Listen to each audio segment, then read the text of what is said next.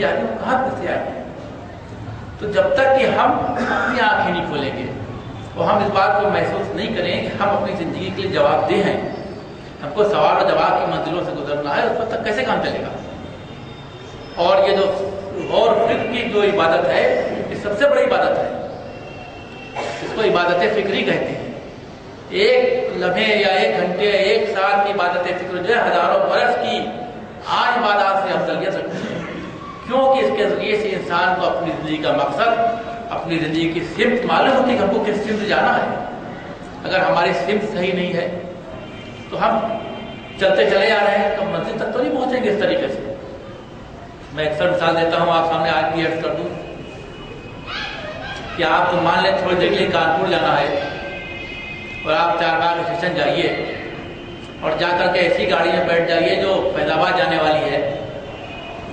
تو آپ چاہے اس میں آپ ایئر کنڈیشن ڈبے میں بیٹھ گئے ہو گاڑی میں، چاہے جتنی اس کے اندر آپ نے لمازمات اور آسان گدا آرام کے لیے لگا لیا ہو، چاہے جتنا تیز رفتار انجن اس میں آپ لگا لیں، دو انجن لگا لیں، تو گاڑی کو آپ کی کانپور جائے گی، آپ کو منزل تک یعنی فیض آباد نہیں پہنچائے گی جب تک کہ سمت درست نہیں ہوگی اس کی۔ اسی طریقے سے بغیر سوچے سمجھے غلط سمت میں چلے جانے سے اپنا بہتر یہ ہے کہ آدمی اپنی سمت کو درست کرے، سمجھے اس کو، اسی لیے کہ غور و فکر کرے، سمجھے اس کو کہ بھائی امام حسین صاحب السلام نے کیا اگر قربانی دی ہے تو کس لیے دی ہے؟ اس لیے دی ہے کہ ہم کوئی غم میں یاد کر کے جو ہے روتے رہیں گے بس، اور جو ان کا مقصد ہے جس کے لیے انہوں نے قیام فرمایا اس سے ہم سے کوئی مطلب نہیں۔ اور اگر جس کے خلاف انہوں نے قیام کے لیے اٹھے تھے یزید یا اس کے لوگ، کیا ان سے ان کو ذاتی دشمنی تھی؟ اگر کسی کے ذہن میں تصور یہ ہے کہ امام حسین کو معاذ اللہ کو ذاتی دشمنی اور جھگڑا تھا، خالی جسے تاریخ میں پیش کر دیا جاتا ہے بنی ہاشم بنی امیہ کا جھگڑا، تو ایسا تو نہیں تھا، وہاں لڑائی اصولوں کی تھی۔ ایک اصول وہ تھے جو رسول اللہ نے پیش کیے تھے، اور ایک خود غرضی پر مبنی سیاست تھی جو بنی امیہ کی سیاست تھی۔ تو لڑائی اس خود غرضی کے خلاف تھی کہ لوگوں کو اپنی غرض کے لحاظ سے غلام بنا لیا جائے، ان پر مظالم ڈھائے جائیں، ان کی آزادی کو سلب کر لیا جائے،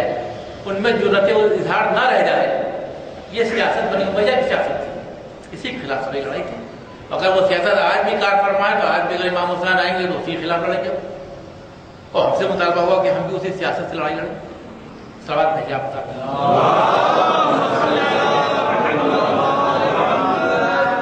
اسی لیے دیکھیے کہ اپنی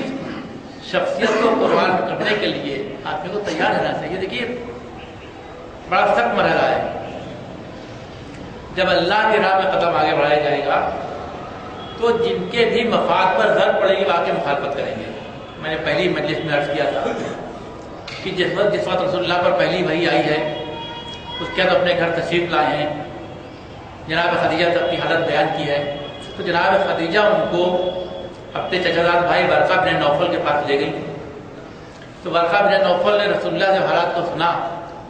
تو انہوں نے یہی تو کہا تھا کہ آپ پر وہی ناموس سے اکبر نازل ہوا تھا جو جناب موسیٰ پر آتا تھا، اور کاش میں اس وقت ہوتا اور میرے قوا مضبوط ہوتے کہ میں آپ کی نصرت کرتا، کہ جبکہ آپ کی قوم آپ کی دشمنی پر تل جائے گی اور آپ کو نکال باہر کرے گی۔ تو رسول اللہ نے یہ کہا تھا کہ اب میرے ساتھ ایسے ہی ہوگا، تو یہی کہا تھا کہ ہاں جس نے بھی اس پیغام کو پہنچایا اس کے ساتھ ایسے ہی ہوگا۔ وہ خالی اسی وقت کی بات نہیں، ہمیشہ کی بات ہے کہ جو آدمی اس قدم میں آگے بڑھائے تو اس کو اس چیز کو طاق پر رکھ دینا چاہیے کہ میری مخالفت ہوگی، لوگ مجھ سے ناراض ہوں گے، میری برائی ہوگی، اپنی شخصیت کو الگ رکھ کے ہی کام ہو سکتا ہے۔ اور اسی لیے جب والی مخاطب دیتے انہوں نے مخاطب کی تھی رسول اللہ کی، اس لیے کہ ان کو پتا تھا، ان کو یہ خیال تھا کہ یہ جو مکے میں بت رکھے گئے ہیں اور ہر سال جہاں لوگ کس کس کا دنیا بھر سے لوگ آتے ہیں، کم سے کم پورے عرب سے لوگ آتے ہیں، ایک کیونکہ ہم یہاں کے متولی ہیں، خانہ کعبہ کی تولیت ہمارے پاس ہے، اس کا انتظام ہمارے پاس ہے، اس لحاظ سے ہم کو پورے عرب میں ایک عزت حاصل ہے۔ ساتھ ہی ساتھ چڑھاوے کی صورت میں مال بھی آتا ہے اور ہمارے آمدنی کا ذریعہ ہے، تجارت کا ذریعہ ہے۔ تو اگر یہ لا الہ الا اللہ کو مان لیا جائے کہ جو آدمی اس قدم میں آگے بڑھائے تو اس کو اس چیز کو طاق پر رکھ دینا چاہیے کہ میری مخالفت ہوگی، لوگ مجھ سے ناراض ہوں گے، میری برائی ہوگی، اپنی شخصیت کو الگ رکھ کے ہی کام ہو سکتا ہے۔ اور اسی لیے جب والی مخاطب دیتے انہوں نے مخاطب کی تھی رسول اللہ کی، اس لیے کہ ان کو پتا تھا، ان کو یہ خیال تھا کہ یہ جو مکے میں بت رکھے گئے ہیں اور ہر سال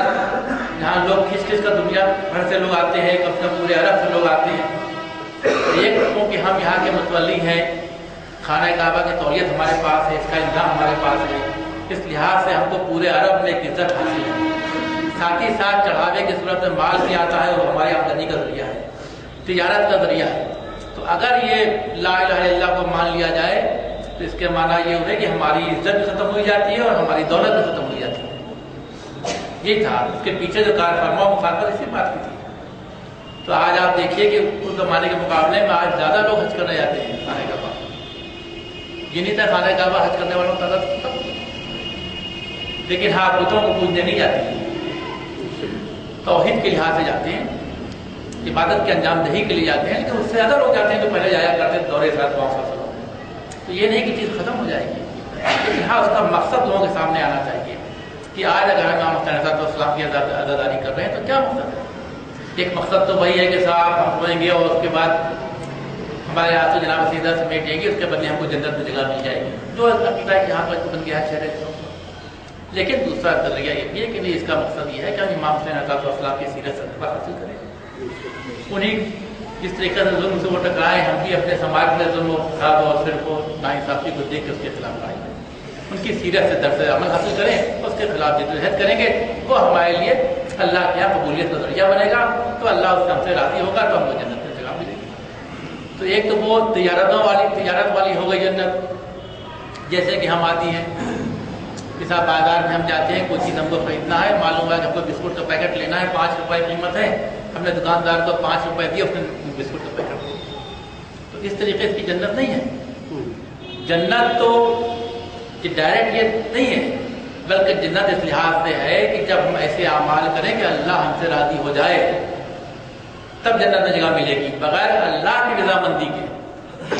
کوئی بھی شخص ایسا نہیں ہے کہ جو آپ کو جنت میں پہنچا دے۔ اور جو اس بات کا دعویٰ کرے گا، اگر آپ پڑھیں گے 5 شریف کے آیتیں تو معلوم ہوگا اس شخص کو خود بھی جہنم میں ڈال دیا جائے گا۔ اس میں سورہ انبیاء میں آیتیں آئی ہیں اور اس میں بات کرنی ہے کہ اللہ کی ناراضگی کرتے ہیں کوئی آدمی نہیں کر سکتا کہ آپ کو جنت میں پہنچا دے۔ تو اولین چیز اللہ کی فرمانبرداری ہے، کیونکہ جب تک اس کی فرمانبرداری نہیں ہوگی، جب تک اللہ کی اطاعت نہیں ہوگی، اس وقت تک اس کی رضامندی حاصل نہیں ہو سکتی، اور جب تک رضامندی حاصل نہیں ہوگی آدمی جنت میں نہیں جا سکتا۔ اب وہ بیوقوف بنانے کے دنیا میں 2 طریقے ہیں، وہ ایک الگ بات ہے، اور اس کی تاریخ میں بہت سی مثالیں موجود ہیں۔ جو پیغمبر آیا اس نے توحید کی تعلیم دی، لیکن بعد اسی کے ماننے والوں میں ایسے علماء اور افراد ہوئے کہ جنہوں نے اپنی قوم والوں کو گمراہ کیا اور بتا دیا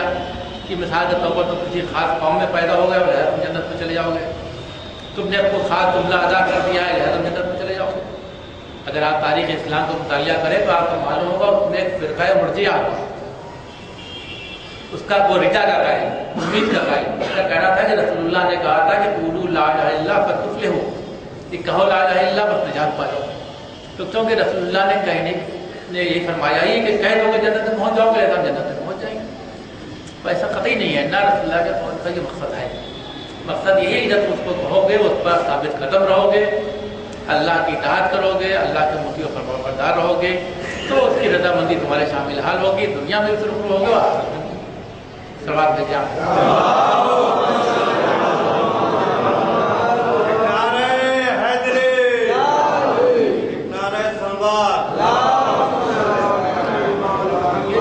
واقعہ کربلا ہمارے سامنے، اس میں اس کی مثالیں موجود ہیں فکروں کی،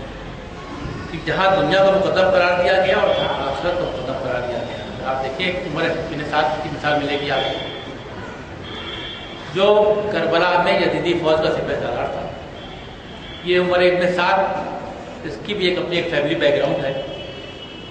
تاریخ کا اگر مطالعہ کریں گے تو آپ یہ پائیں گے کہ ایک شخص ہے، ان کا نام ہے سعد بن ابی وقاص۔ سعد بن ابی وقاص اصحاب رسول میں ان کا خصوصی درجہ ہے، اور جس فوج نے عراق کو فتح کیا تھا